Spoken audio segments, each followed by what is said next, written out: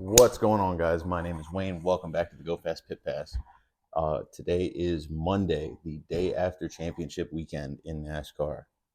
We saw an absolutely insane truck race. We saw great racing in the Xfinity Series and the Cup Series races, and we're here to go over all of that with you.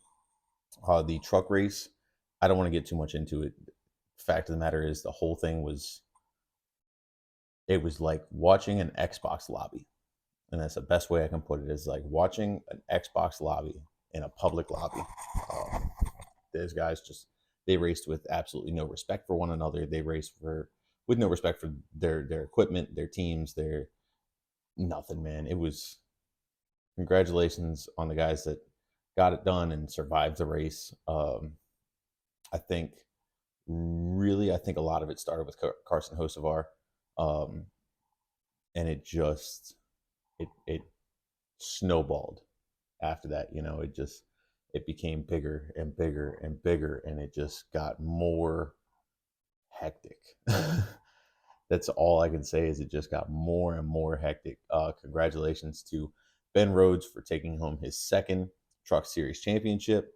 Um, I do like that guy. I think Ben Rhodes would be an awesome guy to just have some beers with.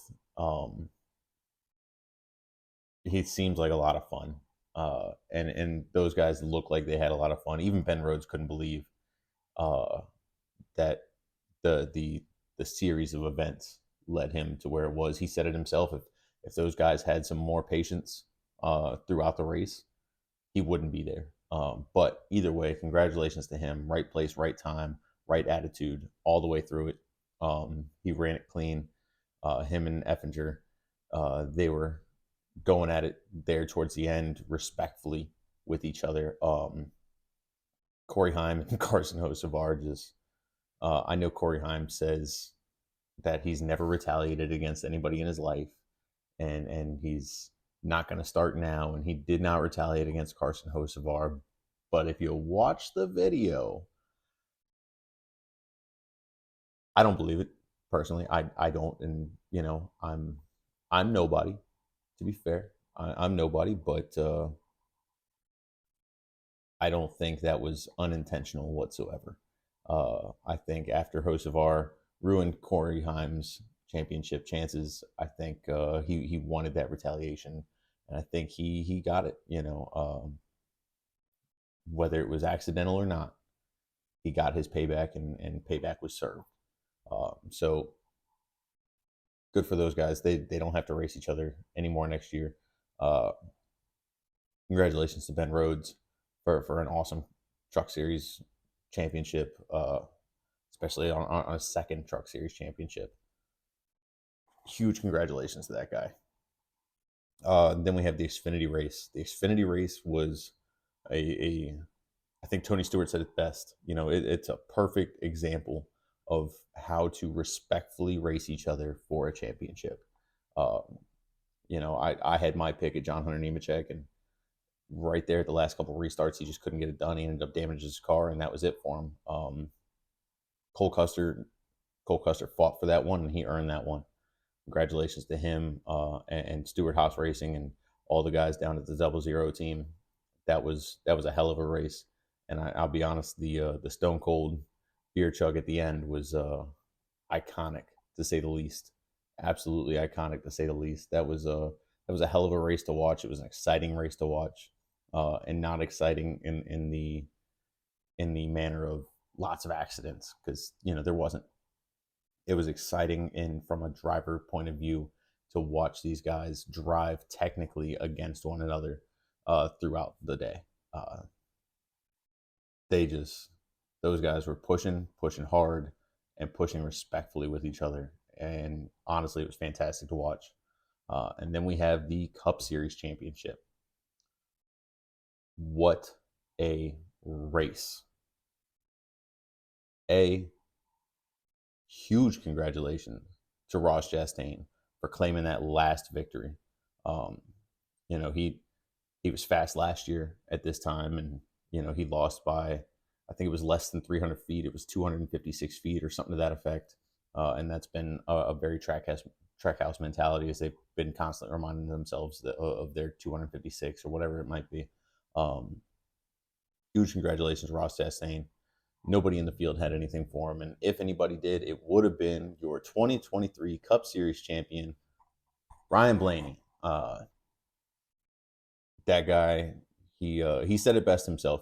He had the right team with the right momentum at the right time in the right place. And that's exactly how the cards fell. Is nobody in the championship four had a car comparable to Ryan Blaney's car, right?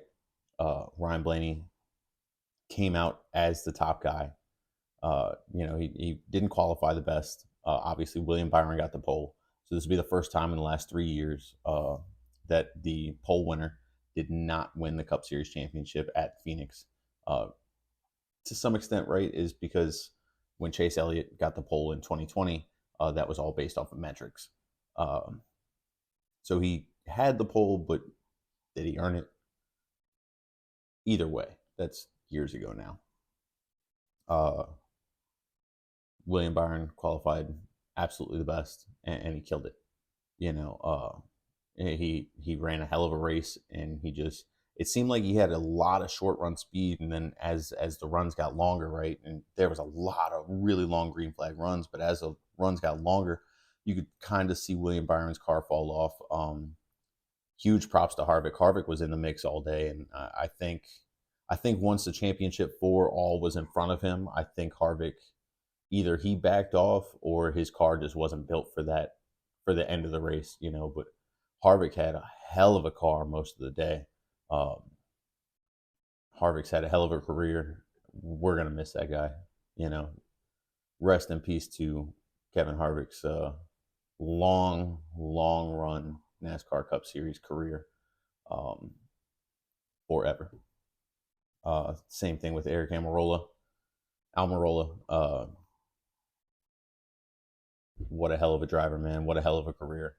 Uh, we got two seats now currently open at Stewart-Haas. We have the number 10, who the it it has not been reported officially by Stewart-Haas, but initial reports and words through the grapevine are all saying that Noah Gragson is going to be in that 10 car next year. And then of course we have Josh Berry coming into the number 4 car, taking Kevin Harvick's place. So a lot of changes going on over there at Stewart-Haas, and a lot of youth coming to Stewart-Haas. Uh, it's going to be interesting to watch those guys next year, um, especially with that the Ford Dark Horse Mustang. That thing looks insane. It looks incredible. I'm hoping that solves a lot of the aerodynamic issues that some of the teams were fighting. It seemed like earlier in the season more than later in the season. Earlier in the season, a lot of those teams were complaining about the aerodynamic issues on especially specifically on drafting tracks. So hopefully that changes a lot of their issues there, and at a minimum, hopefully it doesn't make it worse, because it seems like they've, especially towards the end of the year, looking at Ryan Blaney and RFK coming through, and it seems like they've, if not fixed it, definitely learned how to better deal with it, right? And how to better adjust their cars to deal with it. Um, so again, huge congratulations to Ryan Blaney for the Cup Series championship. That guy earned it. At the Roval he placed 12th. Homestead he was in second. Martinsville he finished first, and then at the championship race in Phoenix he finished second. I love that even though he was in the position to win the championship, Ryan Blaney was still very much pushing for that win. Ryan Blaney was all over Ross Chastain's bumper, and I I do believe had Ryan Blaney gotten by Ross Chastain, he probably could have driven by him, right? But Ross Chastain, he's not the guy that's going to let you by. He's not the guy that's just going to let you pass just so you can go win a championship, even though he's out of it. And that's honestly, that's the Ross that I like to see race. That's the Ross that I enjoy watching race. Is that competitive, gritty Ross Chastain, and we lost him for the better part of this season, really. And it seems like he came back on the last few races of the playoffs, too little, too late. However, hopefully this is a sign of what we get to see next year with Ross Chastain, that Trackhouse team. Um, they did incredible. Ross Chastain, didn't anybody have anything for him all day. Ryan Blaney was the closest he could have been to having a car comparable to Ross Chastain's or even competitive with Ross Chastain's. Um, and it just wasn't there. Ross Chastain, that boy was driving yesterday. Good for those guys that even look like Truex, Martin Truex Jr. He had a lot of speed yesterday. Unfortunately, same thing as Ross Chastain, too little, too late. Uh, Truex obviously was not in the round of four. I want to talk about that last pit stop where Kyle Larson really leapfrogged all of the championship four contenders, or the other two championship four contenders. With Christopher Bell going out early in the race, it came down to two Hendrick drivers, William Byron and Kyle Larson, and Ryan Blaney, two Chevys in the Ford. And as far as up front, think about it. It was Ross Chastain in a Chevy, Ryan Blaney in a Ford, and then Kyle Larson and William Byron, and Martin Truex hanging out with him. Ross Chastain did the right thing by not letting Ryan Blaney by. As far as being a Chevrolet teammate, he was not planning on letting Ryan Blaney go by without a fight, as he wouldn't let anybody go by without a fight. If Kyle Larson was up there, he wouldn't let Kyle Larson go by without a fight. Being even that he's a Chevy teammate, Ross Chastain wanted that win. He wanted to prove, hey, we belong here, And so with his second win of the season and a hell of a season for Ross Chastain, he took that win over at Phoenix.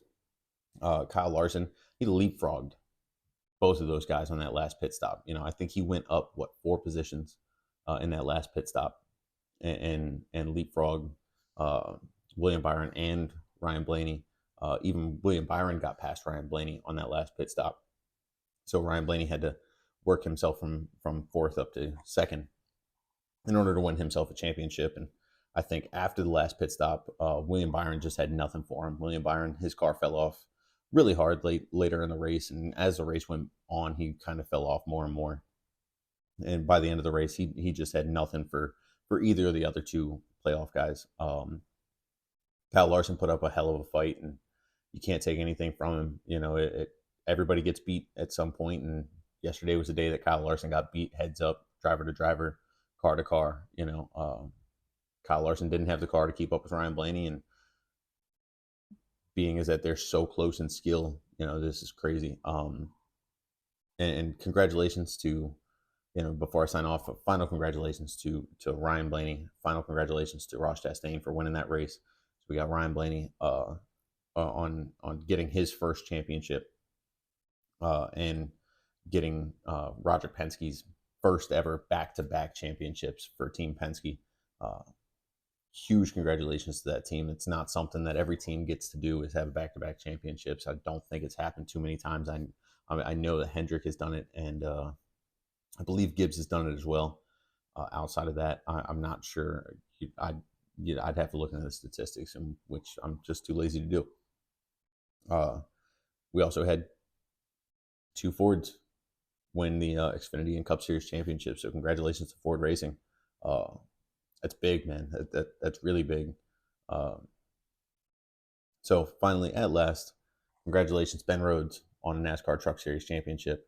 Congratulations Cole Custer on the NASCAR Xfinity Series championship. And congratulations Ryan Blaney on the NASCAR Cup Series 2023 championship. That is your champions for the year. Next week, possibly the week after, we're going to be talking about things that are changing next year in NASCAR, things that are coming in, people, rookies that are coming in. Ty Gibbs won Rookie of the Year this year with no competition. I mean, his competition was Noah Gragson, who was suspended indefinitely halfway through the season. So good job, Ty Gibbs, Rookie of the Year. Next week, we'll get into things that are changing. There's a lot of rookies coming into NASCAR Cup Series next year. So we're going to get into some of that and see what their chances look like coming into the Cup Series and who we have picked for Rookie of the Year next year. It's going to be really, really fun year. It's going to be a fun off season. It's going to be a lot of change to see and a lot of changes to watch. And I'm excited to go through it all with you. Congratulations, everybody, on the 2023 season. That is a wrap for the NASCAR 2023 season. We will see you guys again in February. Thank you very much.